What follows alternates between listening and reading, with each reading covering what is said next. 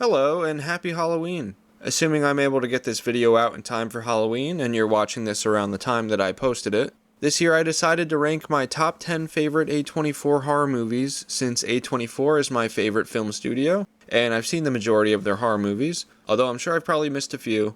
I'm going to try and keep this relatively short so there's no need to worry about spoilers. Before I get to my top 10, I have a few honorable mentions. I'm sure this will probably piss a lot of people off, but my first two honorable mentions are X and Pearl.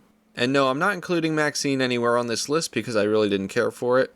X and Pearl, however, are movies that I do like, but not as much as a lot of people seem to. Overall, I think the whole trilogy is pretty overrated. I'm a big fan of House of the Devil by the same director, Ty West, and to me none of the movies in this trilogy live up to that. All three movies have great cinematography though, and X is a movie that is right up my alley in terms of its premise and setting, but it takes so long for it to get going, and I really didn't like the characters. It took my love, and it took it down. Pearl has such a unique style, and I love that about it, but the story just doesn't do it for me. I keep going back and forth on which movie I like more. Every time I watch X, I'm like, maybe I like Pearl more, but then I watch Pearl and I'm like, maybe I like X more. So I think I like these movies less each time I watch them. As of now, I'd say I like X a bit more. But regardless, I definitely recommend them, so that's why I gave them an honorable mention. I've got two more honorable mentions, and those are Climax and Bodies, Bodies, Bodies. Climax is a really fucked up movie, and I'd say it's worth the watch, but it sort of leaves me with a bad feeling and makes me never want to do acid ever again. Bodies, Bodies, Bodies is fun, but the characters get annoying, and I can never decide on how I feel about the ending. If you've seen it, you know what I mean. Now on to my top 10. Coming in at number 10 is Men. I feel like I'm in the minority when it comes to liking this movie. I would even say it's my favorite Alex Garland film, and it might always be if he actually decides to stop directing. I think this movie does a really good job of portraying the horrors of being a woman dealing with the shitty things that men put them through on a daily basis. What do you think, ladies? Am I white knighting hard enough? Don't worry, I'm one of the good ones. This movie also has great cinematography and a lot of weird, creepy visuals, although I think it gets to be a bit much at the end. So overall, I'd say I like Men, but I'm not in love with men. That's why Men is at 10. Men 10. Men, men, men, men, menly men, men, men. Coming in at number 9 is Green Room. Green Room is a fucking brutal movie to watch, especially since it does such a good job of making the main characters likable. It makes it so when shit starts going down, you really feel for them. And my god, does shit ever start going down. The performances in this movie are great. It really makes me miss Anton Yelchin each time I watch it. And it's awesome to see Patrick Stewart playing such a different role. I also love how grounded in reality this movie feels, and that really adds to the brutality of it. If you're squeamish when it comes to realistic gore, this might not be the movie for you. But otherwise, check it out. Coming in at number 8 is Enemy. This movie is a total mindfuck, and it's got to be one of Denis Villeneuve's most underrated films. Technically, it's more of a mystery thriller, but I didn't realize that until after I made this list, so just don't worry about it. Plus, the look of this movie and the way it's scored invokes so much dread that I think it's scarier than most of the other movies on this list. If you didn't already know, this movie is about Jake Gyllenhaal's character discovering an actor who looks exactly like him. Now, that sounds like it might actually be kind of cool until you start to think about how the hell that could be possible. That's all I'll say because I don't want to spoil it, but Jake Gyllenhaal is great in it, and I wish he would do more movies with Denis Villeneuve because this and Prisoners are amazing, especially Prisoners, but that's not an A24 movie. Coming in at number 7 is The Lighthouse. This movie is batshit insane. If you've seen it, you know. It's probably the best looking movie on this list. I'm a sucker for good special effects done in black and white, and this movie has some great ones. Willem Dafoe and the Pat Man give amazing performances.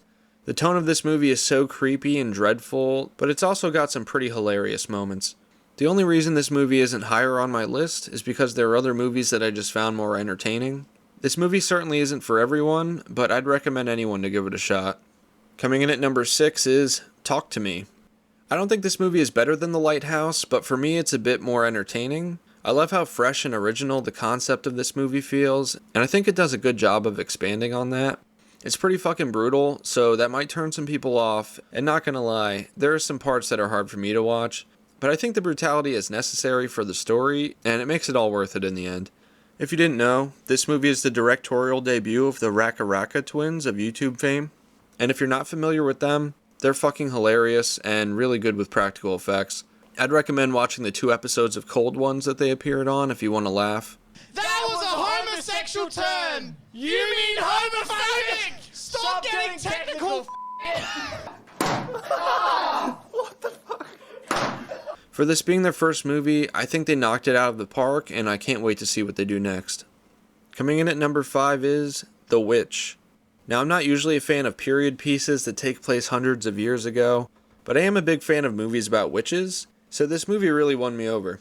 As far as movies about witches go, this has to be my favorite. Everything about this movie just feels so authentic. Because of that, the dialect can be a bit hard to understand at points, at least for me, so I think it benefits from repeat viewings. This is definitely one of the scarier movies on this list, so that's a huge plus for me, and as of now, it's my favorite Robert Eggers movie. Coming in at number 4 is Saint Maud.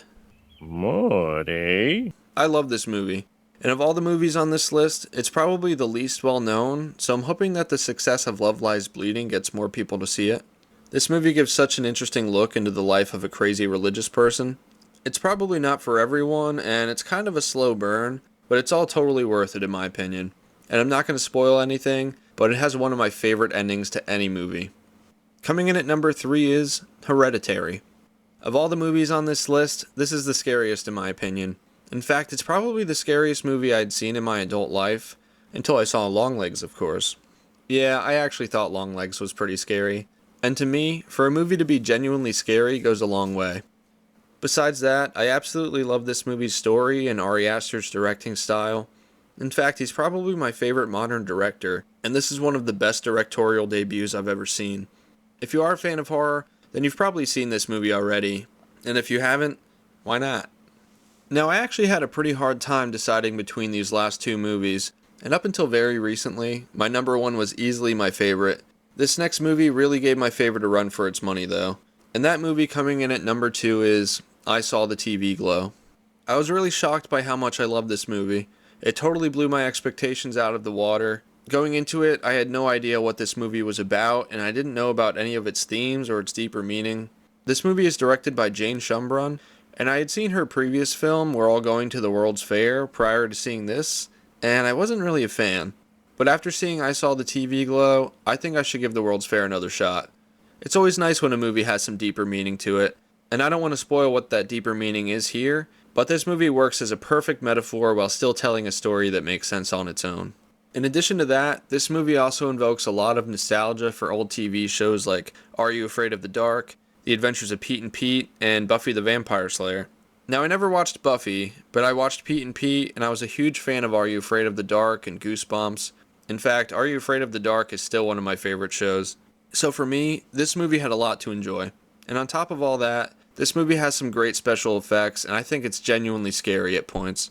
Not to spoil anything, but I thought the main villain of this movie was pretty terrifying. So yeah, I know a lot of people didn't like this movie. In fact, it's currently sitting at 5.8 stars on IMDb. I think it's just too weird for some people, and it kind of takes a while for it to get going, but you should give it a watch and decide for yourself. Now, if you couldn't already figure out my number 1 based on my review of Hereditary, I'll tell you now. My number 1 favorite A24 horror movie is Midsommar, or Midsummer, however you want to pronounce it. I fucking love this movie. So much so that I even have a Midsommar tattoo, which I'm not going to show here because I don't want anyone to criticize it. After Hereditary, I was super excited to see what Ari Aster would do next, and I was not disappointed. No, the disappointment would come later when I watched Beau is Afraid. Although I think Hereditary is scarier, I just enjoy Midsommar more. The setting and atmosphere of this movie really sets it apart from most other horror movies. The idea of horror taking place in broad daylight is just so refreshing to see. This movie also has the most accurate depiction of being on drugs that I've ever seen in a movie. On top of that, it has some crazy gore effects that will stick with you for a long time. It's also super rewatchable, because there are plenty of things that you might miss on the first watch and only notice on later viewings. I know this movie isn't everyone's cup of tea, but I think most horror fans can enjoy it on some level. And if you are a horror fan and haven't seen this movie, I have one question for you. What are you waiting for? So that's my list, y'all. Hope you enjoyed it. Hope it didn't piss anyone off. And if it did, remember, Halloween is a time for forgiveness.